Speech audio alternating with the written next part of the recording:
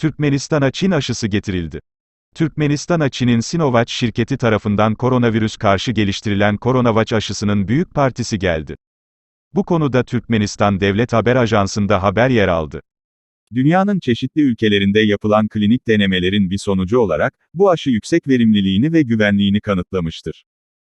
Bilindiği üzere 6 Mayıs tarihinde Türkmenistan Devlet Başkanı Sayın Gurbanguly Berdimuhamedov ile Çin Devlet Başkanı Xi Jinping arasında telefon görüşmesi gerçekleştirilmişti. Bu görüşmede sağlık alanındaki işbirliği yanı sıra koronavirüs salgınına karşı ortak mücadele konuları görüşülmüştü. Bu akabinde Çin Dışişleri Bakan Yardımcısı Türkmenistan'da çalışma ziyaretinde bulundu. Çin heyeti Aşkabat görüşmelerinde, taraflar, bu küresel tehdide karşı mücadelede etkili bir sonucun yalnızca ortak çabalar ve koordineli eylemlerle elde edilebileceğini belirterek, pandemiye karşı yakın işbirliği ve birikmiş deneyimi paylaşma yönündeki karşılıklı niyetlerini yinelediler.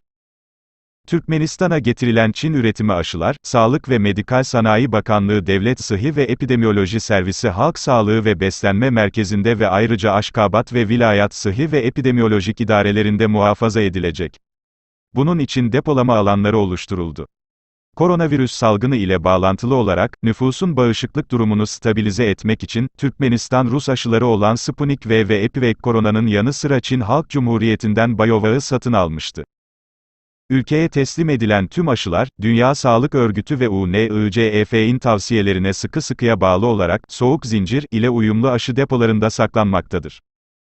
Covid-19'a karşı yeterli miktarda aşı alınmasıyla bağlantılı olarak, nüfusun enfeksiyon riski yüksek gruplardan aşılanmasına başlandı.